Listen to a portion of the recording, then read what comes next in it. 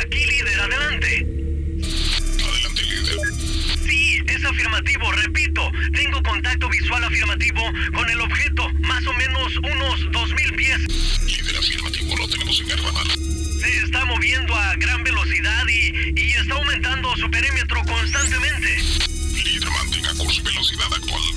Base, estoy recibiendo una señal, repito, este objeto me está enviando una señal. ¿Qué dice? No sé exactamente porque es un dialecto muy antiguo, pero... Utiliza el decodificador a bordo. Negativo, el decodificador no funciona. Me está dando un mensaje sin sentido. ¿Qué está diciendo?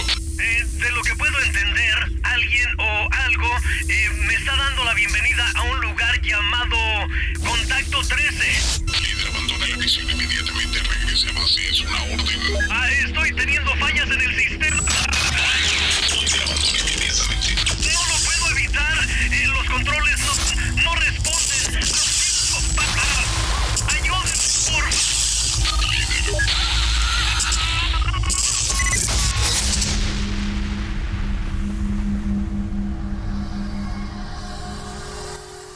¿Qué tal? ¿Cómo están? Esto es Contacto 13, yo soy el Garbanzo y esta noche aquí en Contacto 13 vamos a cruzar una línea que muchos prefieren de verdad no ver. Nuestro invitado de hoy ha dedicado años, y cuando digo años es años, añales, un tiempalalal, dicen por allá en mi pueblo. Ha dedicado la verdad que bastante tiempo de su vida a investigar lo que se esconde detrás de la tecnología, las élites, estructuras que según él pues mueven el mundo desde las sombras. Y cuando digo según él es porque es lo que él afirma. El día de hoy vamos a platicar con él y vamos a hablar acerca de todo lo que tiene que ver con las raíces de la humanidad. ¿Y por qué quiero platicar con él de este tema? En el episodio anterior que tuvimos aquí en Contacto 13, estuvimos platicando acerca con Romualdo de un poco de dónde venía la humanidad y cómo es que el ser humano iba a evolucionar, y eso como que me levantó mucho polvo y mucha gente me mandó mensajes. Unos decían que no es verdad, otros decían cómo nos atrevemos a cuestionar la religión y cosas de esas, ¿no? Todos los comentarios son bienvenidos, pero por eso quise invitar el día de hoy a nuestro gran amigo David Parceriza para que nos hable un poquito más acerca de esto, ¿no? De las raíces de la humanidad, pero también quiero platicar con él acerca de ovnis, de alienígenas. Y algo importante, porque quiero saber su opinión, es acerca de la desclasificación de todo lo que pasó aquí en Estados Unidos con el documental de la era de la divulgación. Así es de que, David, ¿qué tal? ¿Cómo estás? Antes que nada, muchas gracias por estar acá. De verdad, gracias por aceptar la invitación. Gracias a ti, amigo, un honor. No, al contrario, gracias a ti. Oye, bueno, a ver, vamos a empezar en materia, ¿no? Vamos a darle con todo a esto. David, en noviembre, si no me equivoco, noviembre 15 del año pasado, 2025, se estrena el documental The Age of Disclosure, la era de la divulgación. Y en Estados Unidos tiene un impacto grandísimo, publicado en la plataforma de Amazon. Salen todos estos personajes, incluyendo Marco Rubio, Ana Paulina y otros más, personas que están activas en el gobierno, personas que ya no están en el gobierno y personas que, según el documental, no quisieron salir en el documental porque temían por su vida. Eso fue lo que declaró el director de este documental, Dan Farah, donde le dijeron, ¿sabes qué? Yo prefiero no hablar de este tema, lo cual se entiende, ¿no? Porque nadie quiere, pues obviamente, perder su vida por dar una declaración que tal vez ya no tenga sentido, pero se ha venido manejando esto a nivel gobierno, a nivel Estados Unidos. Yo he tenido varios capítulos aquí en Contacto 13 de este tema, pero no he tenido la opinión de una persona como tú, con todas estas credenciales y con toda esta experiencia que llevas contigo de tantos años y de tantas investigaciones y de tantos libros. Me gustaría saber qué opinas tú, David, de este documental y de toda la narrativa que se está llevando a cabo aquí en Estados Unidos. Hasta ahora, al menos hasta lo que ha sido, lo que nos ha demostrado la misma historia de la ufología, y tú lo sabes bien, ha sido un juego del gato y el ratón en el que siempre, por supuesto, el ratón pierde. Y claro, la gente no quiere continuar siendo el ratón. Así que llega un momento que, claro, dice, bueno, vamos a intentar arreglar esto de alguna forma en la que podamos conseguir información veraz importante.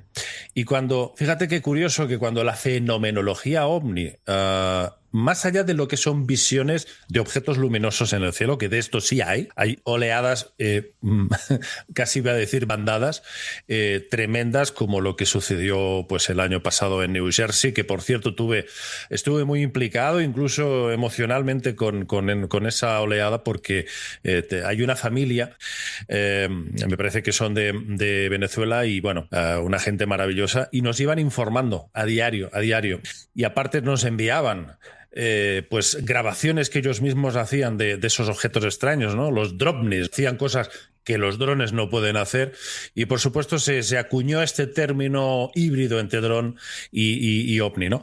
Y luego se extendió a toda Europa, y esto sigue vigente en grandes, importantes bases militares europeas, desde Dinamarca, Alemania, Francia, Italia. Bueno, aquí en España no hay tanto de eso, pero sí hay, por supuesto, avistamientos, ¿no? Entonces, claro, el fenómeno en sí está ahí, pero en cuanto a lo que es dar a conocer casos de abducción, de humanoides, de aterrizajes, todo esto abunda muy poco. Es como si de repente las inteligencias que estaban detrás de todo eso hubiesen decidido ya pues cortar con esta cuestión, y de repente es como que en ese momento llega el habituallamiento, ¿no? Como aquel que corre en las Olimpiadas, el habituallamiento, y es cuando de repente, sin saber cómo ni por qué, las grandes autoridades del mundo empiezan a hablar de esta cuestión y empiezan a normalizarla. Esto ha levantado una reacción que yo creo que es lógica total, sobre todo en los círculos ufológicos más veteranos, en pensar que todo esto forma parte de una especie de estrategia para un proyecto Bluebeam, ¿no? Y es quizás la teoría que más hemos estado manejando durante todo este tiempo. ¿Por qué? Porque en el momento que hay militares de alto rango, como Carl Nell, el almirante Gallaudet, que dicen esto es un problema de seguridad nacional y aquí esto puede constituir una amenaza. Cuando empiezan con esa retórica tan refrita, que huele ya a podrido, porque ellos se basan precisamente en esta premisa, en el caso de que, por supuesto, se hicieran esto, sería una invasión falsa, una falsa invasión. Así que ellos recurrirían al concepto de la seguridad nacional y que es una amenaza y que nos quieren invadir. A cañonazo limpio, como en Independence Day, ¿no? Y claro, ahí surgen muchas teorías de muchos ufólogos, sobre todo, también, no es solamente el público en general, de decir, ¿y si hemos estado sometidos durante tantos años a películas de invasiones, precisamente formando parte de una estratagema para prepararnos y de alguna forma afilarnos los miedos? No sabemos hasta qué punto todo esto es una campaña programada, ¿no? Pero claro, cuando vemos que, caramba, hay cineastas como Spielberg que parece que nos quieren profundizar o preparar de otra manera, que no es necesariamente una cosa que sea el fin del mundo, una amenaza terrible, pues hombre, uno piensa que a lo mejor también hay gente y cineastas y personas dentro de toda la industria que a lo mejor, pues, no sé si inocentemente, tienen una idea más benévola de todo esto. Lo que sí está claro es que cuando hay tantos congresistas, tantos senadores en el Congreso de Estados Unidos que, claro, se están dando cuenta de que hay un gobierno dentro de otro gobierno. Salió incluso a decirlo Marco Rubio, que actualmente es el secretario de Estado. Claro, dices, aquí está pasando algo, ¿no? Parece que se está haciendo un grupo de presión muy importante. Ahora, yo no sé hasta qué punto este grupo de presión está presionando porque se les permite que presionen. Y si sale un personaje como el exoficial David Grush, bajo juramento, junto a David Fravor y el Graves, pues claro, salen ahí a decir que sí, que están aquí, que no tienen ninguna duda. yo creo que es porque se les está permitiendo, porque se alinea con el programa que ellos tienen de liberar, pero hasta cierto punto. A partir de ahí, ¿cuál es el objetivo final? Lo ignoro. No sé cuál es la razón de todo esto. Pero esperemos y recemos y crucemos los dedos de que no sea nada relacionado con Bluebeam. Porque eso sí sería terrorífico, levantarte un día por la mañana y ver en televisión al presidente de Estados Unidos diciendo que nos están invadiendo los aliens. Eso sería, ellos tienen tecnología suficiente y sobre todo holográfica para hacernos ver cualquier tipo de artefacto en los cielos o de volar ciudades enteras. Son capaces de eso y de mucho más, lo he dicho muchas veces. Esta gente no tiene corazón, no tiene escrúpulos y son capaces de hacer cualquier cosa. Esperemos que no. Yo quiero pensar que no. Y quiero pensar que lo que hay al fondo de todo, y repito, no lo sé, pero me huelo que lo que podría haber en el fondo de todo es una especie de licencia, casi una especie de grupo de presión, pero no de aquí, sino de los de arriba. Y decir, bueno, hay una parte de la humanidad que debería de empezar a saber que no están solos. Claro, definitivamente debería de existir alguien, o tal vez ya lo hay, pero no nos han dicho, que sabemos, o que saben, mejor dicho, que no estamos solos. Pero, oye, David, entre todo este rollo, todo lo que se habla acerca de la divulgación, de todos estos papeles, todos estos videos, de todas estas conferencias y cosas que, por ejemplo, ha dicho Ana Paulina, ¿no? También, que es parte del Congreso de Estados Unidos, donde aceptan que han visto cosas que no son humanos, que no son hechas por humanos o que no son de aquí de la Tierra, y dicen que lo pudieran comprobar, o con lo que vieron lo comprueban, de que son cosas que no son de aquí de la Tierra. ¿Por qué guardar tanto este secreto? ¿Existirá, David, una especie de pacto, por decirlo de alguna manera, de algún acuerdo con con algunas razas de extraterrestres en las que se ha llegado a un acuerdo con el mismo gobierno para no hablar de este tema, para no compartir nada, porque más allá de que ayude, perjudicaría los avances tecnológicos que lleva el mundo o los diferentes dignatarios o presidentes del país que sea? ¿Existirá, David, un acuerdo mutuo entre razas de otros planetas con los seres humanos para no divulgar todo esto? Yo creo que hay una especie de guerra aquí en la Tierra, sino dentro de esta especie de jerarquía de razas alienígenas. Creo que hay unos que quieren mantener ese secreto y otros que se han hartado y quieren de alguna forma compartir todo esto, que la humanidad se entere. Y está habiendo ahí una pugna. Fíjate que es como las diferentes capas de una cebolla, pero a un nivel estratosférico, ¿no? Porque, por ejemplo, Phil Schneider nos decía que ahí lo que se estaba incubando ahí abajo, que había trenes eléctricos que circulaban con unos túneles por todo Estados Unidos y alrededor del mundo, de una base a otra, todo por debajo tierra, y que lo que estaban preparando concretamente esa raza de seres era una especie de epidemia global, todos a tomar por saco, y los cuatro que queden inmunizados, pues lógicamente serían los esclavos a utilizar. Fíjate que hasta dentro de ese testimonio de Phil Schneider hay una capa de cebolla y otra y otra y otra. ¿Por qué? Porque dentro de los grises hay subrazas. Por eso nunca podemos hacer caso cuando hay gente que dice, los grises son así. No.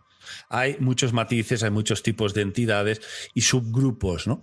Así que yo, aunque le concedo muchísima credibilidad, pero toda a Phil Schneider, porque es una triste persona que murió de una forma brutal, como bien sabes. Y eso ya de por sí está demostrando, lógicamente, que estaba diciendo la verdad y que por eso lo pagó con su vida.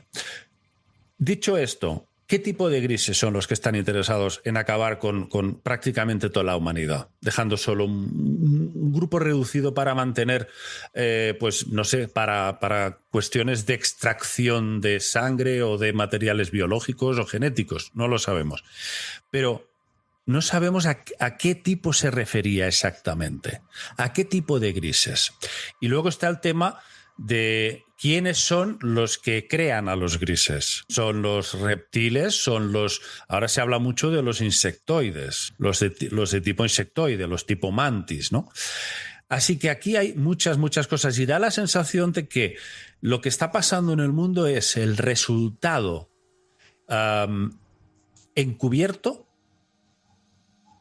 de lo que ellos deciden dentro de este entramado alienígena. Da la sensación de que todo lo que entra y sale de información depende exclusivamente de estas posibles guerras que tienen rivalidades entre ellos. Hablando de esto, David, hay algo que te quiero preguntar, porque sé que a lo largo de los años tú también has hablado acerca del tema de los llamados reptilianos, una de las teorías pues que son muy polémicas, ¿no? Y también de repente creo que son mal interpretadas dentro del mundo de la conspiración y de la investigación alternativa. En algún momento, ¿sabes qué, David? Escuché, dice, ¿alguna vez ustedes se han puesto a pensar de que los dinosaurios estuvieron dominando el planeta Tierra por muchísimos años, ¿no? Entonces, ¿existirá la posibilidad de que después de que los dinosaurios estuvieron dominando, viviendo, gobernando de alguna manera el planeta Tierra, se habrá evolucionado a algún tipo de raza o ser que supuestamente pudieran ser ahora los reptilianos? ¿Pudiera ser esto? Una polémica, pero para muchas personas también es esto, ¿no? Cuando se menciona este tipo de plática o concepto, de volada piensan en ser mitad humanos, mitad reptiles, que caminan entre nosotros, que se disfrazan, lo cual de repente suele llevar a la burla o a la desacreditación, ¿no? Del tema. Así es, no, ¿cómo crees? Eso ni existe. Pero David, desde tu perspectiva y con base en investigaciones que has hecho, en base a expertos con los que tú tal vez hayas platicado, ¿quiénes crees realmente que son los reptilianos? Estamos hablando de entidades físicas, de una élite con características no humanas. Pudiera ser esto una metáfora, ¿no? De poder o de algún tipo de manipulación genética que hizo el propio ser humano, o de algo mucho más complejo que todavía no alcanzamos a comprender. Y sobre todo, ¿por qué crees que esta narrativa aparece de forma tan recurrente en textos antiguos, mitologías, en testimonios modernos y hasta en filtraciones contemporáneas que son relacionadas con el poder global? ¿Qué es para ti esto? Bueno, complicadísimo el tema. A ver, yo creo que hay que distinguir entre dos cosas. El fenómeno de la transformación, el shape-shifting, creo que obedece a entidades interdimensionales, entidades que no son... Y luego hay un momento determinado en que una persona, bajo ciertos estados o momentos, puede ver en el otro transformaciones, los ojos ofídicos, la piel escamosa, y yo he hablado con personas que han vivido todo esto y que no son alucinados ni son gente loca ni nada, y me da la sensación de que no es que el cuerpo se transforme propiamente como sugería David Icke, y ahí es donde creo que David Icke pecó un poco bueno, vamos a decir exagerado, porque hay que tener un cierto tacto, una cierta prudencia a la hora de hablar de esto, porque luego pasa lo que pasa con personas que no están en sus cabales y pueden tomarse esas cosas de forma obsesiva, compulsiva, y hacer barbaridades, ¿no? Decir que este y el otro son reptilianos camuflados entre nosotros y claro, es una cosa que a través de los libros que él ha escrito, hay momentos en los que le daba mucho crédito a Arizona Wilder, una supuesta diosa madre, decía él, que la utilizaban para hacer rituales y que incluso se ponía en cuclillas y a su espalda le metían ahí, no voy a decirlo, personas a las que pasaban a cuchillo. Claro, pero este tipo de personas no son fiables. Cuando tú escuchas este tipo de testimonios, notas que son personas que están bastante, no sé si decir locas, pero bastante trastornadas. No son testimonios fiables, que están tocadas emocionalmente. Y ahí la falta de responsabilidad de alguien como David Icke de darle tanto crédito a estos testigos, diciendo que habían visto a la reina de Inglaterra, esa viejecita, transformarse en un bicharraco de 3 metros de altura. Antes está ahí con un bastón y ahora se convierte en un monstruo que te engulle, ¿no? Madre mía. El problema es que hay gente que oye esto y se lo cree. Hay tanto de dónde hablar y de dónde echar mano. Mira, así por lo bajito, yo en la pantalla ahorita mientras estabas hablando, estoy buscando algunos nombres, ¿no? De las personas que han dicho y que se dice que tienen confirmación de que les ha tocado estar de frente con un reptiliano o con un famoso shapeshifter, ¿no? Por ejemplo. Y esto pasa dentro de la élite política, ¿no? De acá, de los chidos, de la gente que tiene posiciones importantes de gobierno en algún lugar en el mundo. Esta señora que se llama Cathy O'Brien, ella dice que le tocó ver una vez a George Bush Sr., el papá, transformarse físicamente en un reptiliano durante rituales a puerta cerrada. O sea, ¿te imaginas un presidente que tú tienes una imagen de él, ¿no? Y ahorita, mientras yo estoy diciendo el nombre de George Bush, papá, ¿te acuerdas de su cara, ¿no? Era una persona que tenía esa atracción, o sea, sabes, lo identificas perfectamente quién es. Y de repente que alguien diga, es que yo lo vi. Yo vi que él se transformó dentro de un ritual a puerta cerrada. Él se transformó en reptiliano.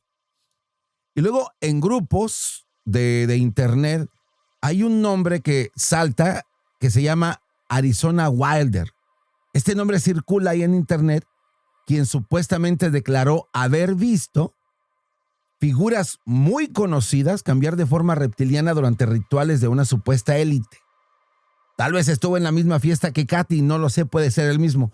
Pero estos relatos se encuentran en foros y en archivos de la comunidad conspirativa en internet. O sea, hay muchas cosas que te dejan pensando, ¿no?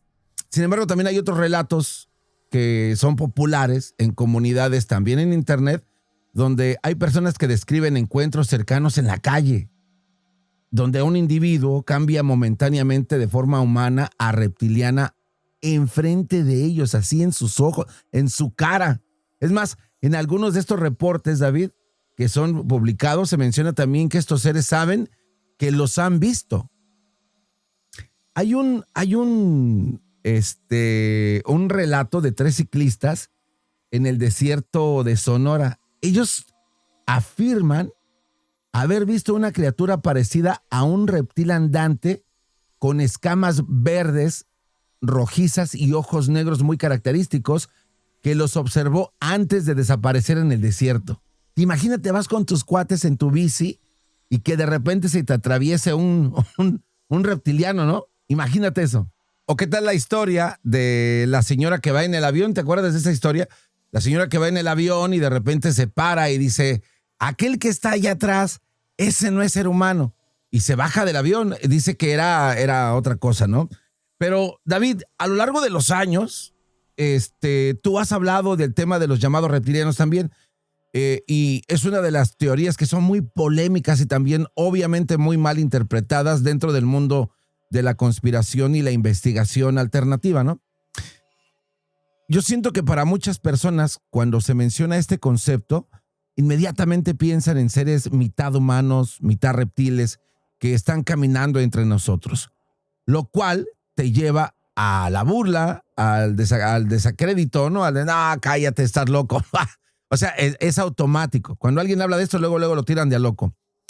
Pero desde tu perspectiva y con base en tus investigaciones y tus experiencias y las pláticas que has tenido con personas, ¿quiénes crees que realmente son los reptilianos? Estamos hablando de entidades físicas de una élite que tienen características no humanas, de una metáfora de poder, de una manipulación genética, o tal vez de un estado de conciencia diferente, ¿no? O de algo que es mucho más complejo que todavía no podemos comprender. ¿Cómo podemos diferenciar los reales y los falsos. Una cosa es que tú o una cierta persona vea una transformación de este tipo a un aspecto reptiloide, que puede ser perfectamente una entidad de otra dimensión que se ha apoderado, vamos a decir, o ha poseído a esa persona. Y yo he visto el presidente de un país transformarse en un reptil durante 5 segundos, grabado en un directo. No voy a decir nombres ni voy a decir... Simplemente, te lo resumo rápido. Una persona investigadora, un gran amigo mío de total confianza, de aquí de España, me dice: David, tengo esto grabado del momento que sale el presidente de un país a dar un comunicado urgente a la nación. Y esto no está editado, efectivamente. Aquello era un directo, no está editado. Lo puse y efectivamente en un total de 5 segundos yo vi como la cara de ese hombre se transformaba en un reptil con ojos ofídicos, con la frente así, abultada, y todo esto así, bueno, una transformación en toda regla. ¿Qué hice? Se lo devolví. Me dijo: David, ¿qué haces? Digo: no quiero saber nada de esto. Ya está, soy libre de tomar esa decisión. ¿Por qué? Porque lo vi muy claro, pero tan claro que lógicamente no quiero meterme en líos. Ahí cada cual... hay cosas que me han enviado personas... servicios secretos, servicios de inteligencia, me han enviado dossiers y los he devuelto. Les he dicho: no quiero saber nada. Y me han entendido, ¿eh? Y me lo han respetado. No quieres publicar esto, digo, ni de broma. Amo más mi vida. Por eso te digo, sé que todo esto es cierto, sé que existe, pero ¿cómo distinguir? Una cosa es decir que una persona se transforma biológicamente en un reptil y otra cosa es que tú puedas percibir, como en el caso que te he dicho, presidente de un país, que momentáneamente su cara se transforma, pero no es porque sea un reptil, sino porque hay una entidad de cuarta dimensión que se ha transfigurado en él. Eso por un lado. Luego tenemos el tema de los Anunnaki, los dioses antiguos. Los dioses serpiente, que hay tantos y en tantas culturas, que hay un componente reptil asociado a la creación del ser humano y a la manipulación genética. Pienso que sí hay, por un lado, biológicamente, pero que no tiene que ver con que un ser humano se transforme físicamente. Siempre he preguntado esto y todavía no he recibido una respuesta que me convenza, pero yo siempre he pensado en esta serpiente emplumada en México, Quetzalcóatl. La serpiente emplumada aparece en la cosmovisión mexica, tolteca, maya y también en otras culturas prehispánicas como un ser civilizador, portador de conocimiento, creador del ser humano, maestro de la astronomía, la agricultura y las leyes. Es también reptil. Claro, ¿por qué no son hombres caballo? O no sé, hombres, no sé, pero caramba, es que siempre está el reptil ahí tremendo, tremendo. Con lo cual siempre se asocia con el conocimiento. Y yo, por lo que he podido estudiar, la serpiente puede haber probablemente una serpiente mala, pero por todo lo que yo he estudiado y sobre todo a través de pueblos nativos chamánicos en Sudamérica, la serpiente es más bien positiva, el carácter que tiene es más bien positiva. Así que también hay una cosa importante que distinguir. Una cosa es la serpiente y otra cosa es el reptil. Así que probablemente nos confundamos un poquito. Ah, qué interesante. A ver, te escucho. Bueno, quizás haya habido antiguamente algunas razas asociadas a una hermandad, la llamada hermandad de la serpiente, que ostentaban un conocimiento espiritual y de integración con el ser humano. Y otra cosa sería razas reptil, que sí serían razas frías y crueles con el ser humano, ¿no? Porque hay algo curioso aquí, ¿no? Y es, si los Anunnaki eran reptiles, que a mí me hace pensar que sí, las figuras encontradas en Jarmo, el yacimiento de Jarmo, que pertenecían a la cultura Alobeit, es proto-sumerio, o sea, no habían llegado aún a formarse la cultura sumeria, que ya existían esas tablillas con caras de rana, la diosa Nammu, por ejemplo, la diosa madre sosteniendo un bebé reptil, con una cara reptil. Así que todo da que pensar que estos dioses a los que veneraban luego los sumerios y los acadios, los babilonios, eran reptiles, eran dioses reptil. Todo da que pensar que sí. Y aquí lo curioso es ¿por qué si ellos nos crearon genéticamente y nos mezclaron con el mono, ¿por qué no nos parecemos un poco más a los reptiles? En cambio, somos primates, más parecidos a los primates, ¿no? Se nos ha caído un poco el pelo, pero somos más parecidos a los monillos, ¿no? Así que, claro, parece ser que el Neandertal o el Erectus ya eran depositarios de una genética ancestral, o al menos eso es lo que dicen autores como Anton Parks, ¿no? Y dices, bueno, pero ¿por qué nos parecemos poquito? Físicamente nos parecemos muy poquito a los reptiles, ¿no? Y muchos estudiosos dicen, sí nos parecemos, pero hemos heredado la mente de los reptiles, la parte mental. Uy. ¡Wow! Sí, por eso está el cerebro reptiliano, que es la parte, digamos, de supervivencia, ¿no? La estrategia, sí.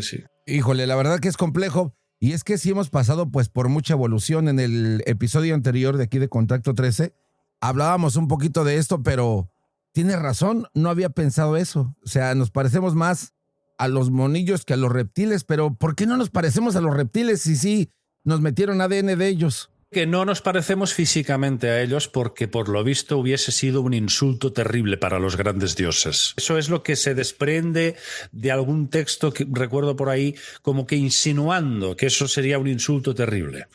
Porque nos crearon como sirvientes de los dioses.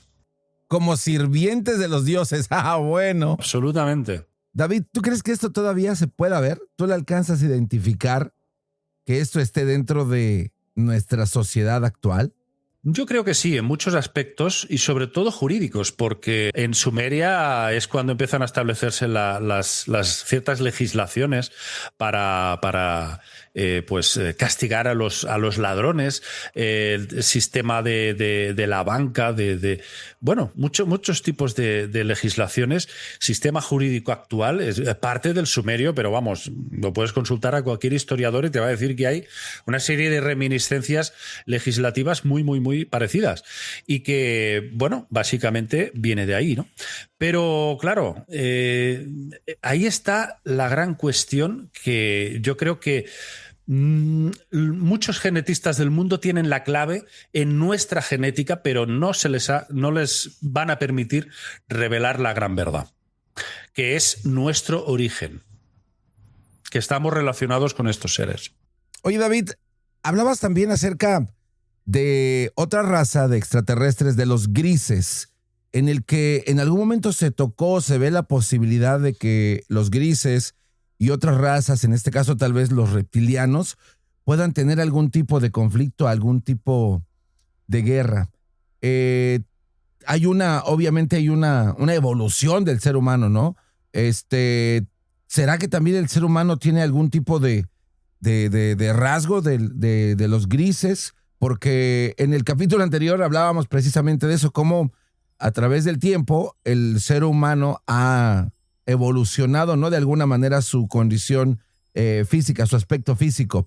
Pero también hablábamos de que un profesor de una universidad dijo que en algunos años el ser humano va a tener la quijada más pequeña, el cerebro más grande, pues para poder almacenar otras cosas. Y también, bueno, ¿tú cómo ves esto? ¿Qué va a pasar? Con el avance tecnológico, el cuerpo cada vez necesitaría menos músculo, menos masa muscular para, digamos, avanzar diariamente.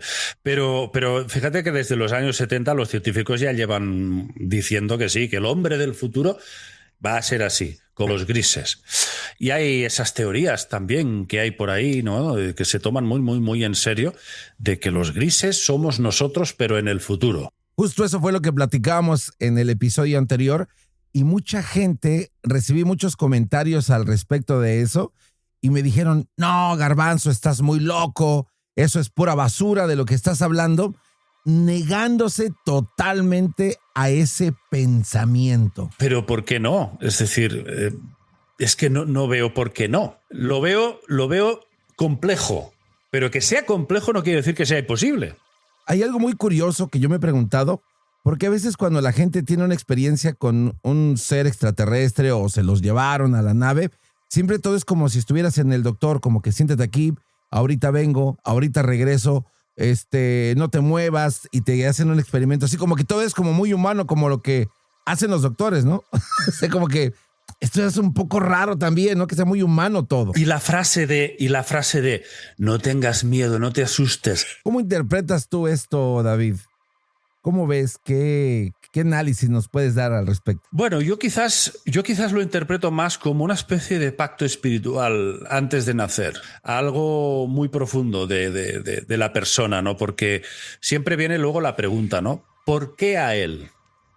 ¿Por qué a él le ha pasado eso? La han abducido durante toda su vida y a otras personas nunca van a ser visitadas, ¿no? Entonces, sí, hay un componente genético, pero la genética está muy relacionada con el avance y el programa que uno lleva a nivel espiritual. Y ojo, yo con eso no te estoy diciendo que ponga la mano en el fuego sobre la reencarnación, no lo sé. Ahí JJ Benítez, por ejemplo, dice que la reencarnación no existe, que en realidad son recuerdos genéticos, que permanece la memoria de otras vidas de nuestros antepasados y nosotros recordamos lo que ellos han vivido, pero que no necesariamente quiere decir que podemos vivir ahí, venga, de cuerpo en cuerpo. Por ejemplo, está el doctor Manel Sansegarra, aquí en Cataluña, que se ha hecho muy famoso en todo el mundo, con sus libros que habla de las ECM, y él dice, sí, la reencarnación existe. Digo, wow, pero es muy categórico decir eso, ¿eh? Es muy categórico. Yo no sé hasta qué punto nosotros hemos tenido vidas pasadas o no. No quiero... A mí me gustaría, sí, pero que a mí me guste no quiere decir que yo vaya a creerme ahora una cosa que a lo mejor no termina de estar suficientemente probada, ¿no? Y pienso que la existencia de estos seres, eso sí, pienso que llevamos muchas décadas que podemos hablar efectivamente de pruebas y de pruebas testimoniales por millones, y sobre todo de descripciones que hacen los testigos, que es imposible que puedan saber eso. Fíjate, en el año 62, 37 niños de una escuela británica dibujaron el mismo tipo de ser que les visitaba por las noches. No les digáis que yo vengo a veros. Y los describieron el mismo dibujo, una cabeza grande con grandes ojos que los visitaban. Año 62, prácticamente no se conocía aún nada del caso de Betty Barney Hill y estaban ya hablando de eso. Si eso por sí mismo no es una prueba, pues ya me dirás tú. Oye, David, hace rato hablabas de que la gente te ha mandado folders, portafolios, información sensible. Regresaste el video que te manda un amigo donde tú mismo ves que un presidente se transforma en un reptiliano, nos lo confirmas aquí. ¿Ha habido algún momento, David, en el que tú has sentido peligro por tu vida, por recibir todo esto? El tema de la tierra recta. Ok. Hay mucha gente que aún dice, ¿y por qué David dice la tierra recta y no dice la tierra P? Pues por eso, porque lógicamente suele dar algún problema. Sí que, no miedo propiamente, pero sí sentirme muy incómodo, ¿no? Porque he visto durante cierto tiempo un odio, unos ataques, una malicia contra este tema y sobre todo... como un interés muy grande en confundir a la gente para que no se investigue esta cuestión, para que creas que es para hacer creer al público de que es algo de cuatro tontos, cuando hay científicos, hay físicos, hay ingenieros, hay arquitectos, hay psicólogos, hay de todo. Hay gente académica que está estudiando el tema de la tierra recta, pero quieren hacer ver que son cuatro tontos con el gorrito plateado. Y entonces, claro, cuando ves eso dices, wow, aquí lo que hay detrás es eso, ¿no? No investigues, sigue riéndote, jajaja, y así no te vas a enterar de cuál es el fondo. ¿Qué sucede? La mayoría de la humanidad, la mayor parte, el 95% de la humanidad, ha creado una especie de, no sé si decir, concepto fantasioso de lo que es verdaderamente el estudio de la tierra recta. Es decir, ni siquiera saben lo que es. Y esto te lo digo porque yo he conocido a Iru Landucci, los hermanos Barea, he conocido, digamos, figuras de primera fila de este movimiento de investigación y sé lo que se está investigando, lo que se está profundizando en esta cuestión, y sin embargo se quiere hacer creer que todo esto es cenizas contra el viento. Y no es así. O sea, sí que me afecta. Pero no quiero tocar esta cuestión porque estamos hablando de ufología.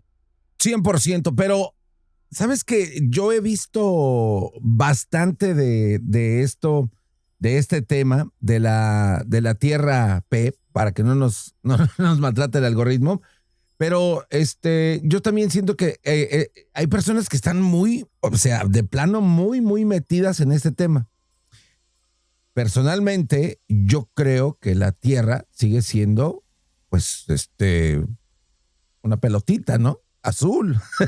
Es lo que yo sigo viendo. Y con eso que estoy diciendo, no quiero ofender de ninguna manera a las personas que piensan diferente a esto, ¿no? Porque al final del día, nuestro podcast se trata precisamente de eso, ¿no? Donde podemos hablar, donde podemos expresarnos y podemos escuchar las ideas diferentes de cada una de las personas, que por cierto, ese tema todavía no he tenido a ninguna persona que tenga ganas de hablar acerca de la Tierra recta, ¿no? O de este tipo de cosas. Así es de que creo que esto es importante, ¿no? Que nosotros no ofendemos a nadie. Fíjate que si yo hubiese sido un radical, un estúpido radical, ahora últimamente no sé si has visto la cantidad de vídeos que he sacado del 3 y Atlas. Ah, no, sí, un montón. Un montón. Habré sacado como una veintena de vídeos. Y hablando del espacio, yo no creo en el espacio, pero eso no quiere decir que no pueda hablar del espacio. ¿Entiendes? Faltaría más. Y muchos me decían, no, es que estás hablando de no sé qué. Y claro, pues lo respeto igual que nosotros queremos que se nos respete a nosotros, ¿no? Aparte de las ideas que uno pueda tener, lo que está siempre por encima de todo es la amistad, el aprecio y el respeto, ¿no? Y por eso yo, pues mira, es que ni siquiera he discutido con Iván Martínez sobre esta cuestión. No, porque es una tontería. Puedes plantear estas cuestiones, puedes decir la tuya, pero al final cada uno, yo me parece perfecto que cada persona tenga su... Mientras haya respeto, ese problema está en que la gente justifica acciones violentas o... Que se te abalanzan hacia ti, ¿no? Hasta con una escoba. Pero, ¿sabes qué pienso yo de todo esto, David? Porque hay personas que son sensibles, o sea, que no les gusta que toques, es más, de ningún tema porque todo les cae mal. Creo que el problema principal cuando se tocan ese tipo de temas es la forma en que te comunicas, ¿no? Muy bien, correcto. Eso es lo que quería decir, ¿no? Y que no necesariamente que uno piense que es plana o esférica quiere decir que es imbécil. Es retrasado. Hay que descalificar a la persona de verdad. Hace falta descalificar a la persona. Y ahí es donde se ve la soberbia del ser humano, ¿no? Yo creo que el momento que el ser humano sea capaz de tener ese respeto, esa humildad, ya podemos hablar de cualquier tema sin pelearnos. Sí, pero te voy a responder lo que antes me has preguntado porque creo que he pillado la pregunta, pero ahora... después de haber hablado de esto. Me preguntabas sobre el tema de si he pasado momentos de miedo, ¿verdad? Es correcto. De llegar a pensar que me estaban espiando o tal. A ver, te respondo rápido. Soy muy poco paranoico. No vivo pensando que me están escuchando, que me están espiando. No soy de esas personas. No, soy todo lo contrario. Soy alguien que me gusta mucho estar tranquilo, voy mucho a mi aire con mis cosas. Y alguna vez me ha venido gente y me ha dicho, David, ¿no sabes que te están vigilando? Pues muy bien. Pero entonces yo, en mis adentros, si tengo algún momento que pueda tener un poquito de miedo, que ellos son conscientes de que yo no tengo un pelo de tonto y sé dónde puedo llegar. Oye, David, en el documental de la era de la divulgación se hablaba mucho acerca de que se viene muy pronto el anuncio de parte de un presidente a aceptar que estamos ya contactados con los extraterrestres a ese nivel. ¿Tú qué crees? Bueno, yo creo que sí que va a haber una sorpresa pronto o algún tipo de anunciación, ¿no? Casi seguro.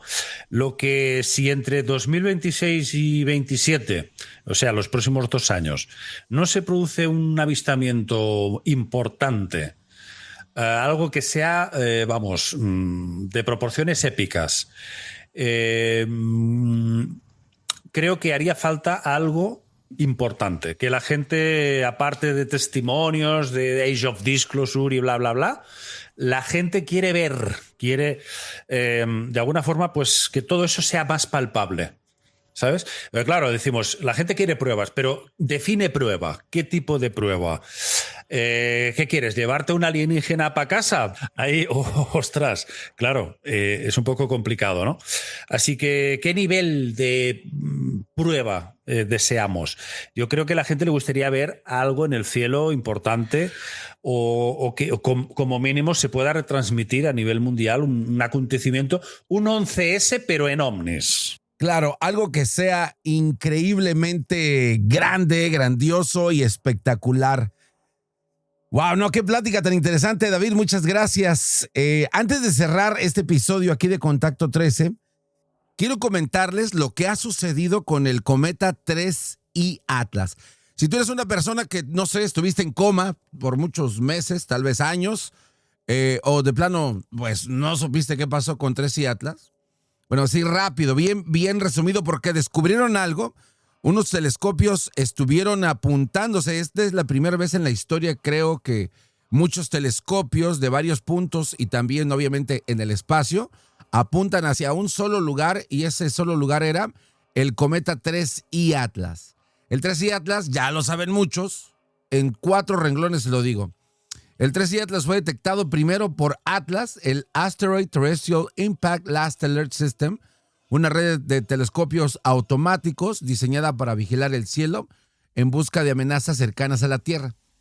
Por eso fue ATLAS quien levantó la mano y dijo, ahí voy de aquí, ahí les voy a mandar algo. Bueno, después de ese aviso inicial, otros ojos mucho más poderosos apuntaron hacia el 3I Atlas. Uno de ellos fue el XMM Newton, el telescopio espacial de la Agencia Espacial Europea, especializado en observar el universo en rayos X. Y aquí es donde la cosa se pone interesante. Desde la órbita terrestre, XMM Newton detectó algo inesperado, un resplandor en rayos X extendiéndose cientos de miles de kilómetros alrededor del objeto, algo que nunca antes se había observado con tanta claridad en un visitante interestelar. Ojo, esto no había sucedido y eso también ahí está plasmado con estas nuevas imágenes del telescopio XMM Newton. Pero eso no es todo. Casi al mismo tiempo, entra en escena el XRI-SM. Es una misión conjunta entre el JAXA, NASA y la ESA. Bueno, por las letras, ¿no? Te los puedo decir, pero bueno. El JAXA, la NASA y la ESA, que está equipado con instrumentos capaces de analizar los rayos X con una precisión sin precedentes. Bueno, este telescopio no solo confirma la detección, sino que permite estudiar la firma energética de ese resplandor, revelando la interacción directa entre el viento solar y los gases que el objeto estaba liberando. Entonces, esto, mis queridos chavacanos, se pone muy interesante. Pero, ¿qué pasa después? Más tarde, telescopios ópticos y de seguimiento como el Pan-STARRS en Hawái y en observatorios terrestres de apoyo refinaron la trayectoria, la velocidad y el comportamiento del objeto mientras se alejaba del Sol. Los datos confirmados, que son algo crucial del 3I Atlas, no pertenece a nuestro sistema solar. Es un viajero interestelar, un visitante de otra estrella, punto. Pero, ¿qué pasó después? Después vino el silencio. Pero no el olvido, ¿no? Porque mucha gente todavía estamos pendientes de saber qué es lo que pasó. Bueno, este objeto siguió su camino, alejándose poco a poco, mientras la comunidad científica analizaba los datos acumulados que habían tenido. No hubo maniobras imposibles, no hubo señales artificiales, no hubo pruebas definitivas de tecnología, pero tampoco hubo una explicación que cerrara el caso por completo. O sea, a ver, que alguien nos explique algo, por favor. O sea, no hubo nada demás. Bien, pero ¿por qué no explicaron entonces qué pasó para que ya nadie hablara de esto? Ahí nadie dice nada. Bueno, fue entonces cuando científicos como Avi Loeb levantaron una advertencia que no se trataba de afirmar nada extraordinario, sino de reconocer que habíamos observado algo nuevo. algo que no encajaba del todo en los modelos clásicos y que merecía ser estudiado sin prejuicios. Y así 3 y Atlas se fue, sin responder todas estas preguntas, y de hecho hasta sin decir adiós, pero dejando atrás datos, teorías y una inquietud difícil de ignorar, porque quizá lo más importante no fue lo que el objeto hizo, sino lo que provocó en nosotros. La certeza de que el universo sigue enviándonos señales y que apenas nosotros estamos aprendiendo a interceptarlas. Así es de que, ¿qué fue exactamente el mensaje que quería dar este cometa, el 3I Atlas, que nos deja definitivamente con muchas más dudas que preguntas? Pero, ¿habrá sido una nave extraterrestre? ¿Habrán obtenido la información necesaria a todas estas agencias para decir, ¿sabes qué? Sí era extraterrestre, pero no hay que decir nada porque la cosa se puede poner color de hormiga?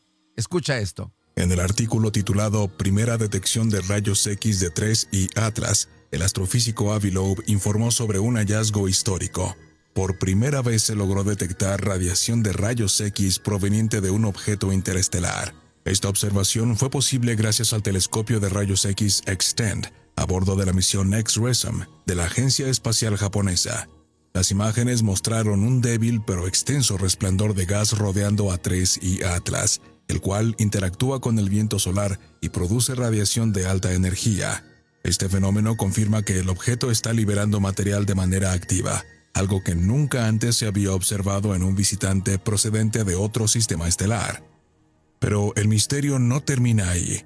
En otro texto titulado La anticola de 3I Atlas se tambaleó antes del perihelio, Loeb explicó que la extraña anticola del objeto, una estela de polvo o gas que apunta hacia el Sol, mostró un movimiento oscilante poco común. Lejos de ser estable, esta estructura se movía como si girara, similar al haz de luz de un faro. Según el análisis de las imágenes, este comportamiento estaría relacionado con la rotación del núcleo de 3I Atlas, que completaría un giro cada aproximadamente 7.7 horas, expulsando material desde regiones muy específicas de su superficie. Asimismo, el profesor Avi Loeb ha revelado nuevos hallazgos que continúan desafiando lo que la ciencia creía saber sobre este tipo de objetos. En su artículo llamado La anticola de 3I Atlas es mayor que la distancia a la Luna, el académico informa que este cuerpo muestra una anticola extraordinariamente extensa, que se prolonga hasta 500,000 de kilómetros en dirección al Sol.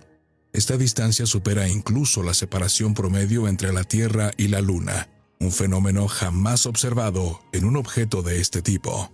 Las imágenes obtenidas en diciembre de 2025 revelan que el material expulsado por 3I Atlas debe desplazarse a velocidades mínimas de 130 metros por segundo para alcanzar semejante extensión.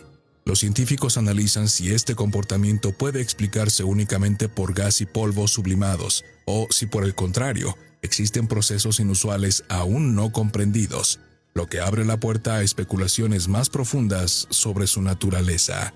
Más adelante, en otro artículo titulado 3I Atlas está en tonalidad verde después del perihelio, Loeb describe una transformación visual igualmente sorprendente.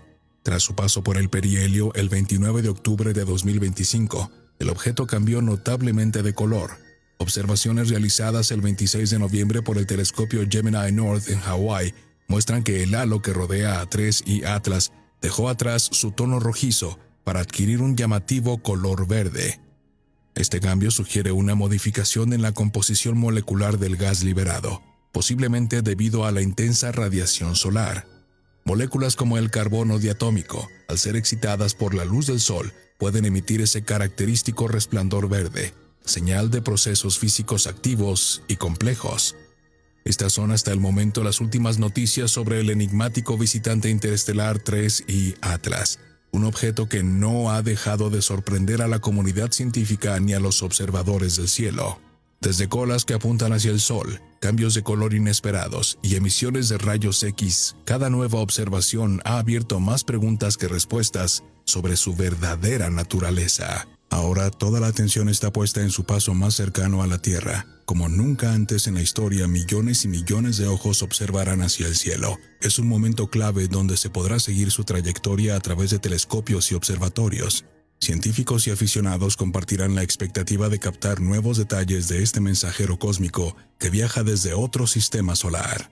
Sin duda, Tracy Atlas nos recuerda que el universo aún guarda secretos profundos y que algunos de ellos están pasando justo ahora, muy cerca de nuestro hogar planetario.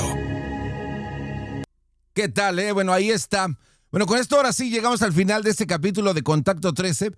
Quiero agradecer de manera muy especial a David. Gracias por tu tiempo, por tu apertura y por atreverte a explorar con nosotros estas preguntas que la verdad no son fáciles, pero que son necesarias. Gracias, David, por compartir tus ideas, por cuestionar lo que ya está establecido, ¿no? Lo que ya está ahí en forma.